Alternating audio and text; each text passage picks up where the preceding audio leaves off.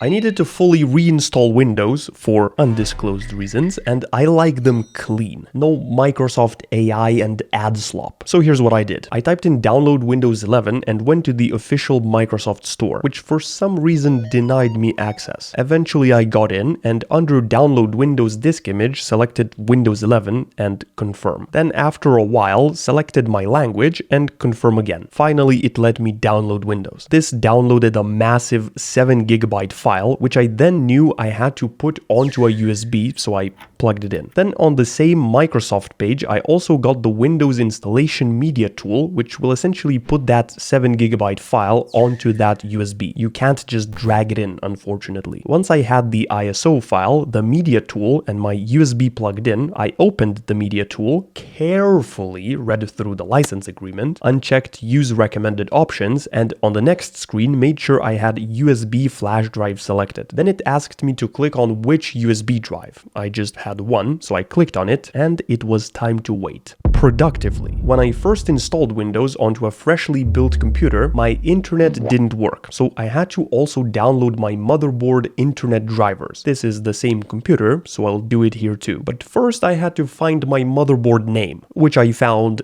in my brain. Oh, what if you don't have it stored in your brain? You can right-click on the Start menu and choose Run, or click Windows plus R, then type in msinfo32 and click Enter. There is the motherboard name. And if you want to reinstall Windows on a laptop, then just Google your laptop name plus motherboard drivers. So I did Google that for my motherboard, and inside of the first link, I was able to find the LAN and chipset drivers. LAN means internet drivers. I downloaded them both. If your computer has Wi-Fi, it's a good idea to also download Wi-Fi drivers. I then transfer them to another computer because everything on this PC will get nuked.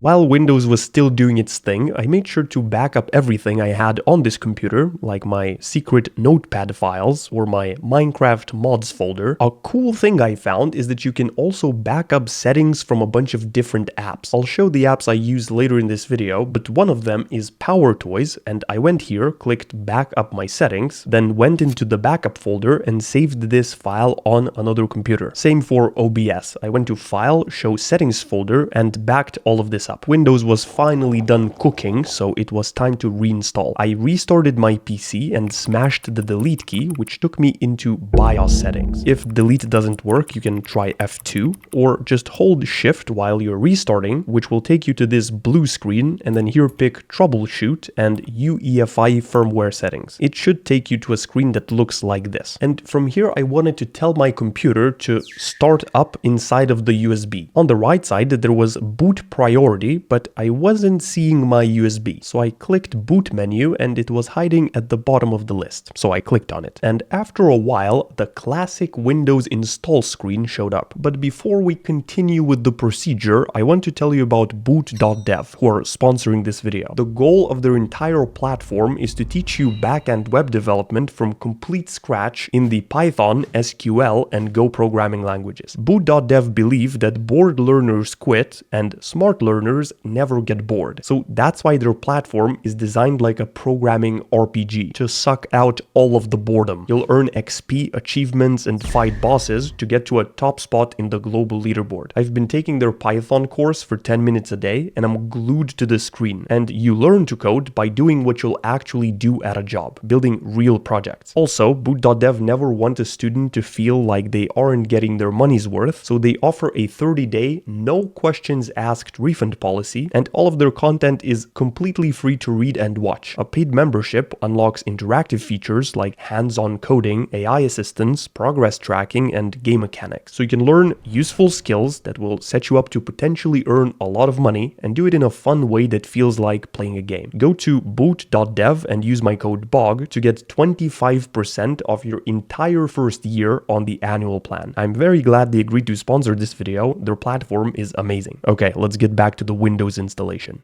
Here I selected I agree that everything on my PC will be deleted, clicked Next, shows I don't have a product key. If you have it, cool, you can activate Windows later through legitimate methods. Then I chose Windows 11 Pro, accepted the license agreement, and here it asked me to choose where I want to install Windows. I had a bunch of stuff here, and since I'm deleting everything anyway, I clicked on each one and chose delete partition, which essentially just combined all of this available space into one big blob. And since I had two separate SSDs inside my computer, it created two blobs. And the third thing was my USB where I'm installing Windows from. So I selected the top one with more space because I wanted to install Windows there, and success, it was installing Windows. This wasn't over though, because once it was done with this part, I had to select my region, then come up with the name for my computer. I did desktop PC, very original, and then Windows asked me to connect to the internet. I wanted to avoid this like the plague, because if I surrender and do this, it will force me to create a Microsoft account and also kindly suggest that I subscribe to all Microsoft services. But I knew a method to skip this. First, I unplugged the internet cable from my PC, and then what I had to do was click Shift and F10 on my keyboard, which opened this scary terminal window. Inside of it, I had to type OOBE, then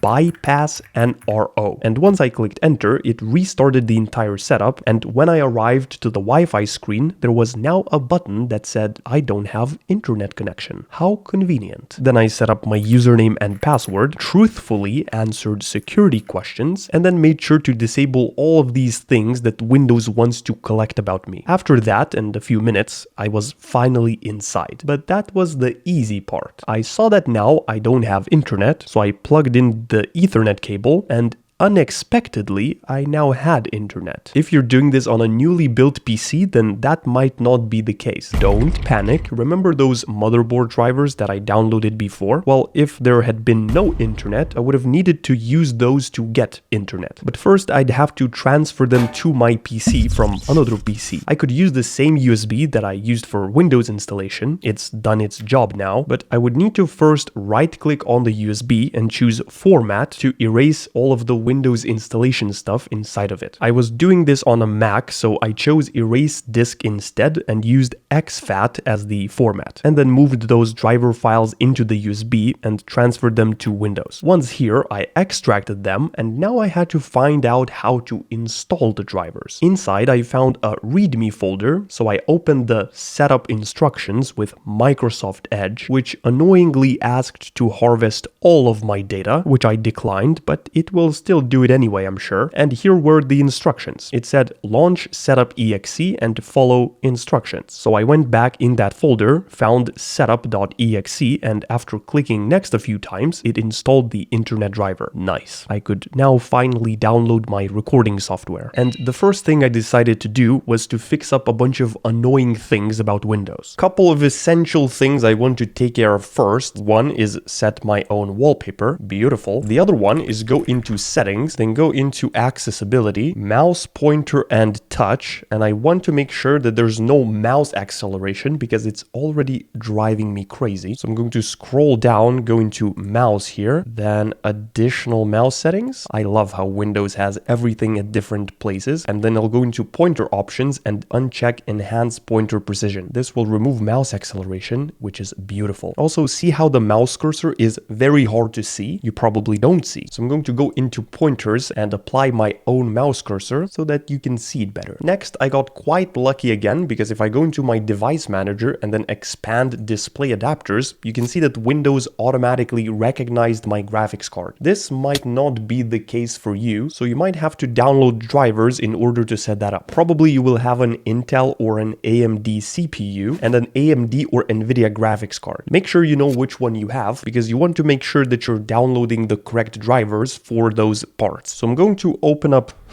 Microsoft Edge. Look at this home screen. Isn't that just perfectly clean and unbloated? Anyway, let's go AMD software. Oh, there's Copilot search. Amazing. And I want to find an official AMD website, which for some reason is all the way down here. And here are Windows 10 11 drivers, which I will download. Once it downloads, I'll go into my downloads folder and open this and proceed with the installation. World of Warships. There's advertisements everywhere. Oh, AMD CEO. Booyah! AMD installation complete. Let's close this. Once you install this software, then you should be able to right-click here, go into Device Manager, and once you expand Display Adapters, you'll be able to see your graphics card. Hopefully. I don't want to see Microsoft 365 Copilot or this weather widget or this screen that just randomly opens up without me even clicking here. So let's clear all of this out. Let's go here and I'm going to look for Chris Titus Windows tool. Nice autocomplete. It's a tool that's been created by this gentleman, and essentially what it's going to let us do is remove a bunch of bloat from Windows, or at least silence it. Make sure you go to the official website christitus.com. I'm going to leave all the links in the description so you can make sure it's the actual website. When you click here, you can scroll down and here's how to run it. It says launch the terminal and then type this command to launch the toolbox. So let's copy this command, then right click on the Windows logo and choose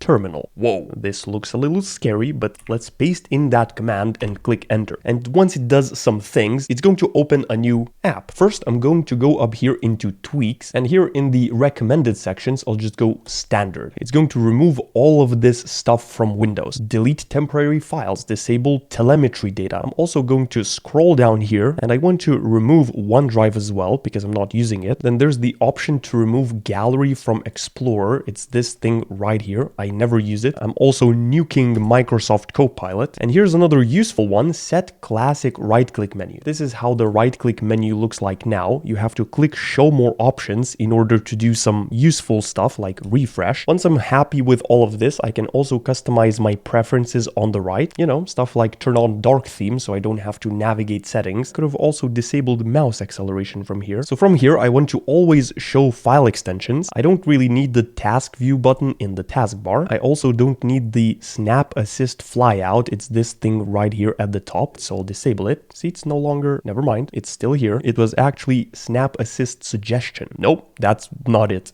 Wait, which one is it? Either way, I'll also disable recommendations in start menu, then also disable Bing search in start menu, then scroll all the way down and add and activate the ultimate performance profile. This is very useful if you have a gaming laptop, especially because it will allow it to run at maximum performance without caring about your battery life. So finally, I haven't actually run these tweaks, so I'm going to click run tweaks. And if I switch to this other terminal window, you can see it's doing all of the stuff real time. Uninstalling OneDrive now. Beautiful. And kablamo, tweaks are finished. So I'm going to close this window, which will close the other one as well. And now we're left with a kind of clean system. Next, I don't want to see this ever in my taskbar, so I'll go into taskbar settings and disable widgets and go into taskbar behaviors and automatically hide the taskbar. I also later found out that you can entirely remove this widget screen by typing this command in the terminal, winget uninstall Windows Web Experience Pack in quotation marks. So that's what I did. Then I'm going to go into system, then find display, then go into advanced display and make sure that this setting here, choose a refresh rate, is set to the highest one possible. If you just bought a high refresh rate monitor and you don't really see a difference between 60 Hertz and more Hertz, it's very likely that you haven't gone here and set this to the highest one possible. Make sure to go here and double check. Anyway, I also want to remove this annoying animation whenever I go to open my taskbar. We go into control panel, system, advanced system settings, performance settings, and uncheck animation and fades. Control panel, boom. Then I'm going to choose to view this by large icons and immediately forget where to go. System. Oh, it takes me to the other settings app. Then I have to click advanced system settings. What a pleasant surprise. Another settings app. You wouldn't expect anything else. Then settings here. And if I uncheck fade or slide menus into view, boonk, boonk, boonk.